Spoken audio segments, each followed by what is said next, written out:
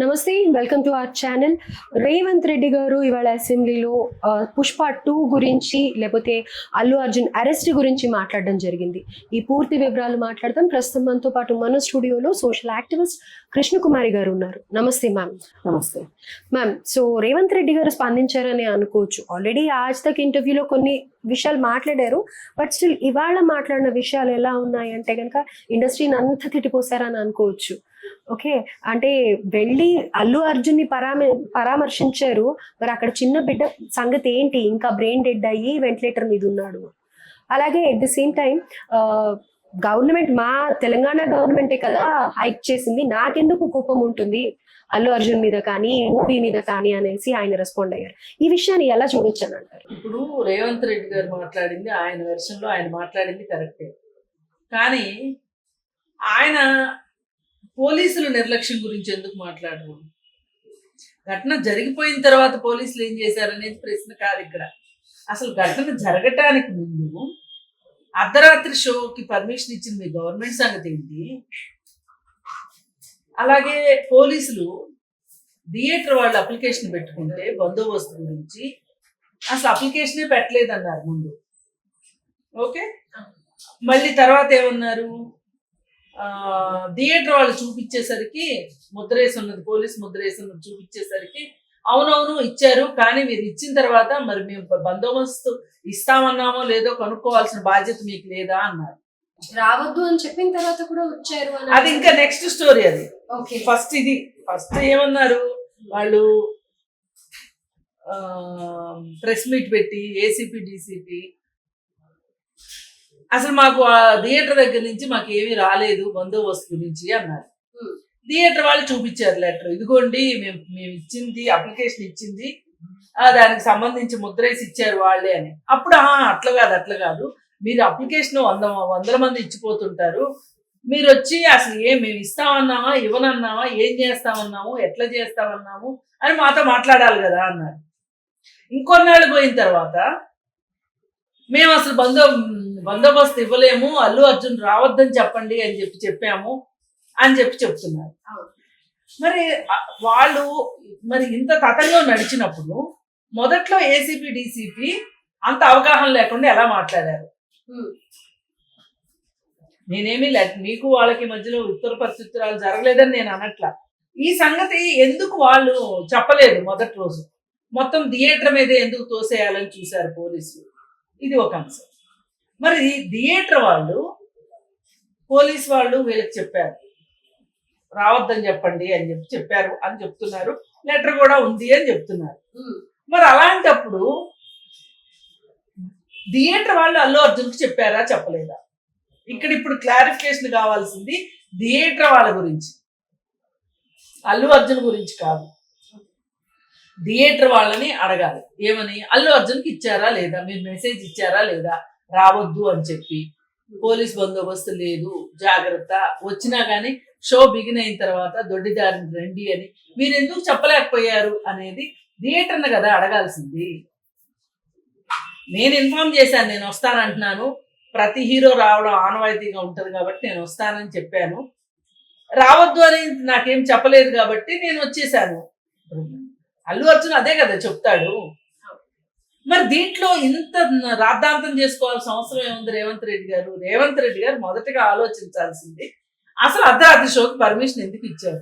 మీ వైపు నుంచే తప్పు ఉంది ఫస్ట్. అది వదిలేసి అల్లు అర్జున్ అరెస్ట్ చేశారు, కోర్టులు చూసుకున్నాయి, కోర్టులో అతనికి మధ్యంతర బెయిల్ ఇచ్చింది. ఈ విషయంలో గవర్నమెంట్కి అల్లు అర్జున్ మీద కక్ష ఉందని మాట్లాడటం కానీ, సినిమా యాక్టర్ల మీద కక్ష ఉందని కానీ ఎక్కువ మాట్లాడే వాళ్ళు ఎక్కువైపోయారు. దానివల్ల ఈ గొడవలు ఎక్కువ వస్తున్నాయి. ఇప్పుడు వాళ్ళు మాట్లాడారు, వాళ్ళు ఇలా అన్నారు, మీరు స్పందించండి అని చెప్పి రేవంత్ రెడ్డి గారిని అడగటం, రేవంత్ రెడ్డి గారు ఇలా అన్నారు, మీరు సినిమా వాళ్ళుగా మీరేం స్పందిస్తారు అని వీళ్ళని అడగటం. ఈ మీడియా వర్క్ షాప్ ఎక్కువైపోయింది, మీడియా ఇంటర్వెన్షన్ ఎక్కువైపోయింది. లేదంటే అల్లు అర్జున్ని అరెస్ట్ చేసినందుకు కాను అల్లు అర్జున్ పరువు నష్టం దావా వేసుకుంటాడు, నన్ను అనవసరంగా అరెస్ట్ చేసి నా పరువుకు భంగం కలిగించారు అని. అప్పుడు కోర్టులు సమాధానం చెప్తాయి. ఈ విషయం మీద అసలు ఒక ముఖ్యమంత్రి సమాధానం చెప్పాల్సిన అవసరం ఏంటి? అది ఇంత హార్ష్గా నాకు అదే అంతుపట్టట్లేదు. అంటే ఇప్పుడు మీ వైపు నుంచి ఒక పొరపాటు జరిగింది. మైత్రి మూవీ మేకర్స్ వాళ్ళు వచ్చి మిమ్మల్ని అడిగారు అర్ధరాత్రి షో గురించి. మీరు సింపుల్ గా ఇవ్వను అని ఉండాల్సింది. టికెట్ రేట్లు పెంచారా పెంచలేదా అది వేరే విషయం. నాకు ఎందుకు కోపం ఉంటుంది సినిమా వాళ్ళంటే, నేను టికెట్ రేట్లు పెంచింది నేనే కదా అని మాట్లాడుతున్నారు. ఎందుకు పెంచారు? ఎందుకు పెంచారు మీరు? అర్ధరాత్రి షోకి ఎందుకు ఇచ్చారు పర్మిషన్? హ్యూమన్ రైట్స్ కమిషన్ వాళ్ళు అడుగుతారు, అడగాలి అసలు. అర్ధరాత్రి సినిమాలకి అర్ధరాత్రి మధ్యలో ధరం అని చెప్పి అర్ధరాత్రి సినిమాలకి ఎందుకు ఇచ్చారు పర్మిషన్ అని గవర్నమెంట్ని అడగాలి హ్యూమన్ రైట్స్ కమిషన్ ఖచ్చితంగా. అసలు సామాన్యుడు సినిమా చూడాలి అనుకుంటే సామాన్యుడికి దూరం చేయడం ఏంటి? ఈ టికెట్ రేట్లు ఈ విధంగా పెంచడం ఏంటి?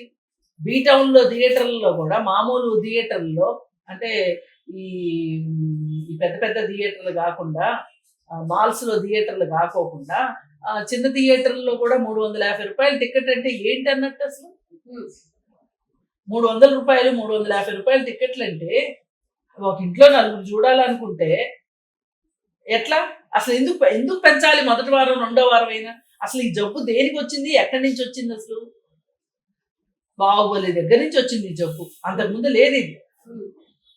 ఏం పిండుకుందామని ఆడించుకోండి. మీ సినిమాలో సత్తా ఉంటే ఒక 10 రోజులు ఎక్కువ ఆడించుకోండి, ఆడుతుంది. లేకపోతే పోతాయి డబ్బులు. దానికి జనాల జేబులు ఎందుకు చిల్లు పెట్టాలి?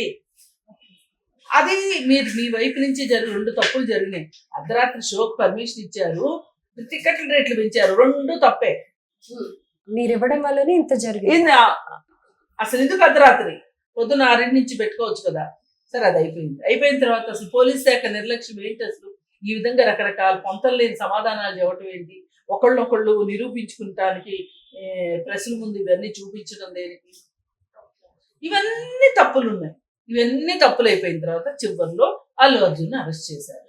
అల్లు అర్జున్ అరెస్ట్ చేసింది గనక అది తప్పు అని అతను భావిస్తే, ఎవరు అల్లు అర్జున్ భావిస్తే అతను కోర్టుకు వెళ్తాడు. నా మీద అనవసరంగా కేసు పెట్టారు, ఏమీ లేని దానికి నాకు పరువు నష్టం జరిగింది అని చెప్పి అతను కేసు వేసుకుంటాడు.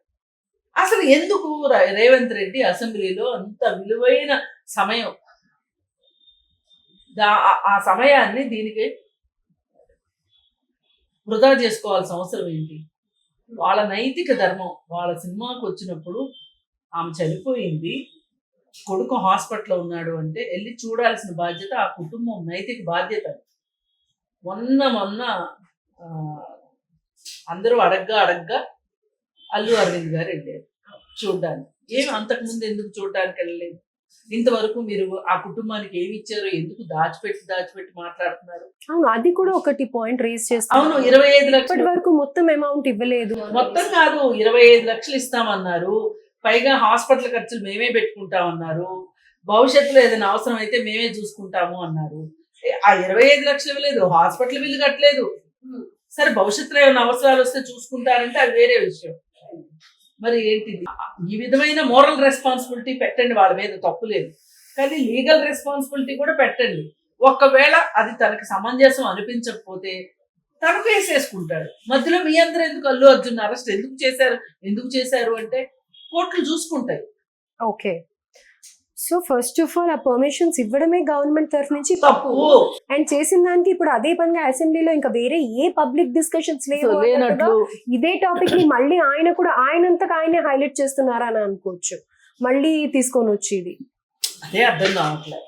ఏం మాట్లాడాలో ఏం మాట్లాడకూడదో తెలియకపోతే ఇలాగే సమయం వృధా అవుతుంది. ఒక సినిమా, ఆ సినిమా రిలీజు, దానికి సంబంధించి ఆ తర్వాత జరిగిన వ్యవహారాలు ఇంతకంటే పెద్ద చాలా జరుగుతున్నాయి. వాటికి ఏంటి సమాధానం చెప్తారు మీరు? అందుకని ఏంటంటే మొదటిగా మనం ఎప్పుడు కూడా మూలాల్లోకి వెళ్ళాలి. పైన చూస్తే ఇలాగే ఉంటుంది. మూలాల్లోకి వెళ్తే వాళ్ళు అంత ఖర్చు పెట్టి సినిమా ఎవరు తీయమన్నారని ఎవరు అడగరు. వాళ్ళకి ఇష్టమైంది వాళ్ళు తీసుకున్నారు. డబ్బులు వస్తే జేబులు వేసుకుంటారు, లేదంటే పోతే ఆస్తులు అమ్ముకుంటారు. అది వాళ్ళ పెయిన్. కానీ వాళ్ళు వచ్చి సినిమా టికెట్ రేట్లు పెంచమంటానికి అర్ధరాత్రి షోలు అడిగినప్పుడు మీరు యాక్సెప్ట్ చేసింది తప్పు. మీ వైపు నుంచే పొరపాట్లు జరిగి అడిగేవాళ్ళు చాలా అడుగుతారు. అసెంబ్లీ రాసిస్తారా మీరు? ఈ రోజు అసలు ఇంత చర్చ కూడా అనవసరం నా ఉద్దేశం. మీకు ఏమైనా సత్తా ఉంటే మీరు చేయాల్సింది ఏంటి అంటే మైత్రి మూవీ మేకర్స్ వాళ్ళ దగ్గర నుంచి డబ్బులు వసూలు చేసి ఆ కుటుంబానికి ఇప్పించేలా చేయండి. మైత్రి మూవీ మేకర్స్ దే బాధ్యత ఇదంతా, ఇంత గందరగోళం జరుగుతుంది. పబ్లిక్ మనీని ఈ విధంగా ప్రైవేట్ వ్యక్తుల కోసం వాడడం కరెక్ట్ కాదు. అందుకని ఆయన ఇప్పుడు నాకు సినిమా వాళ్ళంటే నాకేం కోపం అది ఇది అని ఆయన ఏం చెప్పుకున్నా, ఆయన కోపం ఉన్నా కోపం లేకపోయినా ఇమ్మెటీరియల్. ఓకే. ముందు కావాల్సింది ఏంటి ఇక్కడ,